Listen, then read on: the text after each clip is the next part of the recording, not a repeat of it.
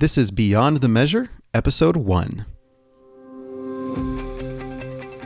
Listen as I, a young composer, and my wife, a young choir director, interview other music educators in order to gain insight into their own success in the classroom. We have a lot to learn, and we want you to learn with us. No matter your age, ensemble, or experience, this is the ideal podcast for music educators, composers, and students alike. So join us as we go beyond the measure.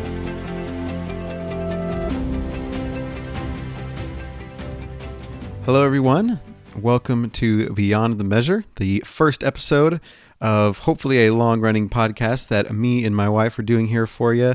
My name is Christian, and like I said, I'm here with my wife, Kara. This is a brand new kind of venture for us. We've never really done anything quite like this before, so bear with us as we kind of get used to the idea of recording ourselves for hopefully a lot of people to hear. And it'll take some getting used to for us, but it'll be fun. But we'll just kind of get right down to it and kind of tell you what we're doing here, why we're here, and kind of what the goal of this podcast is going to be, what we hope that y'all will get out of it. So we are a young, newly married couple. I say newly, it's been like 9 months since we got married, but we just graduated college about a year ago. We are living in Abilene, Texas. We graduated from Hardin-Simmons University, and we... Go Cowboys. That's right, go Cowboys. And we both majored in music. I majored in music composition, and Kara, you majored in... music education. Yes. With a emphasis in choral. So I'm a choir director. Choir director, yes. And where do you teach? I teach at Clyde Junior High and High School. Yes. So you're a first year teacher. I'm a first year teacher. I teach at 2 campuses. I teach junior high and high school choir. Yeah. So first year you're almost done with your first year, right? In 2 months I'll be done. 2 months. How does it feel to be that close to? It feels weird. It feels like it really hasn't. It feels like it's been long, but also not. Yeah. I can't really. It's unbelievable that it's like, I can really say that I've just finished my first year of teaching, and yeah, I'll be a second year teacher, so nobody will think I'm a newbie anymore, and I can't use the excuse, oh, well, it's my first year, so I don't really know what I'm doing. Well, yeah, no, I'll tell you too. Like even for me, I'm not a teacher, but I was obviously right there with you as you started it and everything. And it feels like you just started it, and yet now here you are almost done. But it's been awesome to see you kind of go through all of it.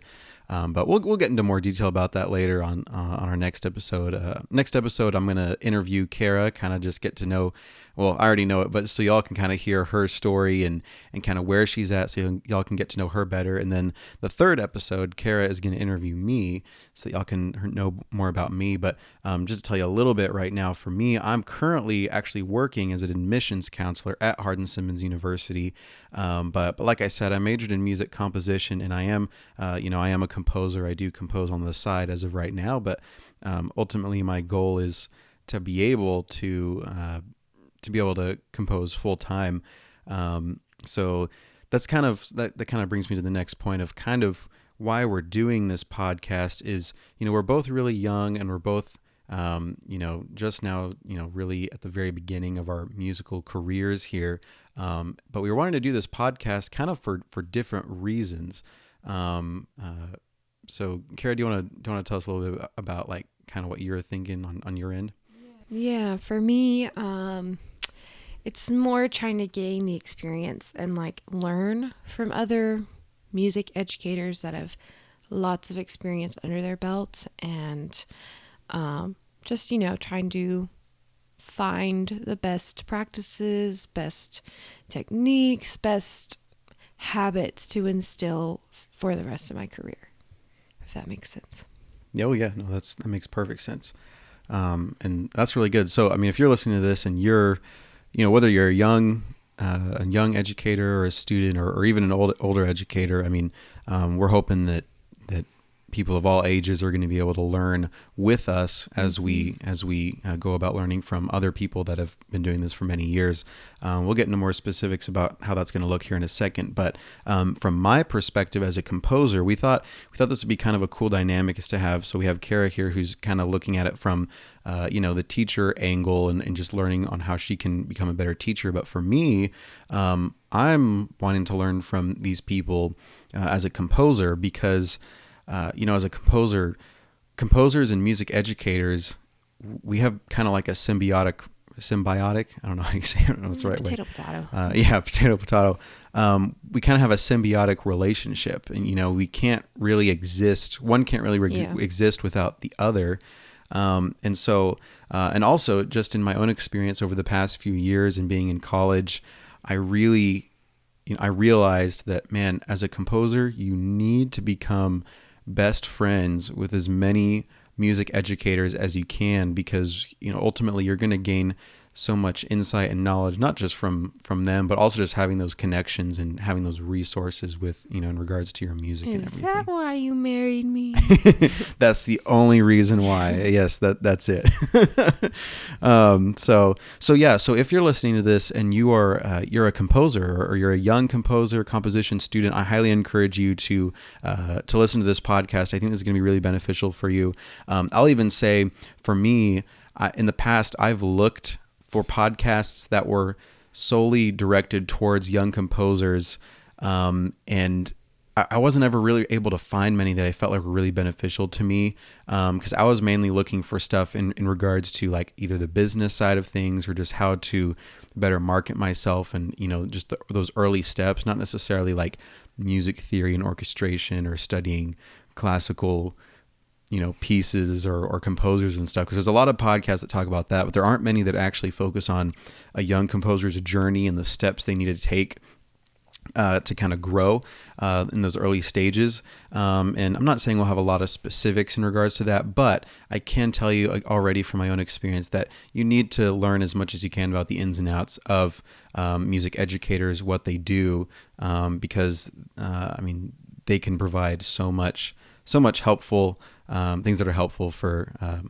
you as a composer. So Yeah, and like the same goes for me. I've been trying to search for podcasts that are centered around new teachers, not necessarily new choir teachers, but just new teachers in general in the field. And like it's been so difficult because there's nothing that I've been able to find, and so this is kind of like a step towards, or just, I don't know. Yeah. I don't know what I'm trying to say. Yeah. Well, and if there's anyone listening here and they do know of any podcasts that are really good in those areas for either of us, or you're listening to this and maybe you have a podcast like that, don't be offended. We probably just didn't find you or something like that. we don't mean any offense by that. But okay, cool. So what can you kind of expect, from this podcast? So the way we're going to kind of do this, Kara, do you want to explain kind of how we're going to do that? Sure. So our podcast is going to be mainly centered around interviewing, for the start, interviewing people and music educators that we know in the community, that we are surrounded by. Whether that be at the collegiate level, elementary level, and secondary level, and not even just choir, but orchestral and band and other aspects of music that are all kind of intertwined. So probably our 4th episode will be the first interview of like somebody else that's not me or Christian. And so we're just going to be interviewing them, getting a little bit of background on like, how did they get to where they are now and everything. And just asking them different questions like, what are the best practices that you've found?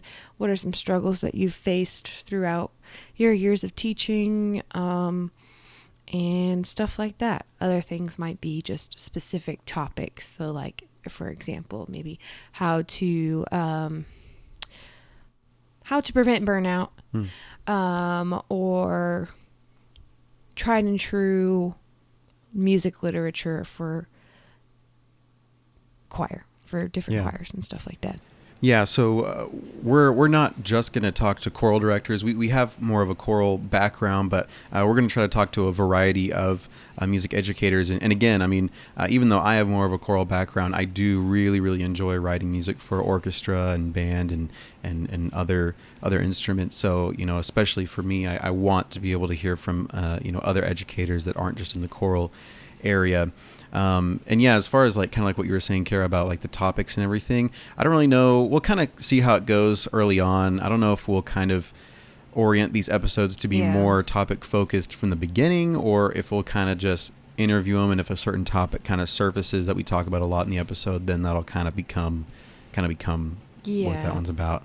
Or if it's just you and me, like we don't have like a guest or anything, we could talk about specific topics and stuff. Yeah, definitely. So we plan on uploading weekly. That's the plan as of right now. We should be able to do that. And we are gonna start kind of like Kara said, interviewing a lot of people that are in the Abilene area where we live. We can interview them here in person, but we by no means are gonna just stay that way. Or limit ourselves to that. Exactly. And Abilene, I don't know if majority of people listening probably aren't very familiar with Abilene, but Abilene's a smaller town in Texas, but it has a really, really large music community here. So it's a really, really good place for us to be where we're at right now. But with that being said, we're definitely going to try to interview people that are in other places and other areas and backgrounds, different sort of music scenes here. So we're really excited to do that. So just to give y'all a little bit more context, kind of on kind of how we ended up here together, Kara, tell us kind of about what brought us together. So, as we mentioned earlier, we both went to Hardin-Simmons University, and we are both music majors, and so first day of school, or I guess it was the week before school actually started, because they had like this, week for freshmen to, get to know each other or whatever. And so we met in the music building. And it was during our, placements, like theory placements and stuff like that. Yeah, and that's right. I remember sitting across from him, and he was rapping Hamilton. Oh man, episode 1. People already get to hear that about me. That's a bad I'm pretty start. sure he was rapping My Shot or whatever. Oh yeah, it was My Shot. And I was like, oh my gosh. That was like the only one I actually knew. And I thought I was like any guy that comes in as a freshman in college. Like I thought I was like so cool being able to do that, because like in high school, if you could do that, like all the girls thought you were so cool. And yeah, meanwhile in my head I was like, oh my gosh, he's one of those. Yeah, so great first impression. It wasn't it by no means was love at first sight. No. But we had many classes together. We had 8 a.m. music theory. That's right. And we didn't start sitting next to each other, but no. Eventually, we started sitting next to each other in class. We would have like homework and study halls or whatever with our friends, and then it eventually just became me and Christian, and so we had more time together, and here we are. Yeah, and not to be like all sappy or anything like that, but just to kind of show you that. We're here because of music and our passion, our love for music, and it's just kind of crazy to think back to when that was all happening, and it's like wow, and here we are now. We're married and we've come a long way. So 8 a.m. theory. I remember those days, freshman year with Dr. D. Romines, who hopefully we plan on having on the podcast here pretty soon. So stay tuned for that. Really, really good guy. Really, really wise man. Yep. So, okay. So before we wrap this episode up, just to kind of lay down kind of the main, I guess, ground rule you could kind of say for this podcast going forward. And I'm not saying we're going to, always be exactly standing by this rule, because, that's going to be really hard. But we don't want this to be a podcast that is full of just people complaining and being upset about all the things that are wrong in the world or in the system, because there are a lot of things that could be improved in the education system from what you've told me, Kara, and a lot of what we've both seen and heard, whether it was in person or online, or people ranting on social media, TikTok, and that kind of stuff. Mm-hmm. We're not going to be that. We don't want to.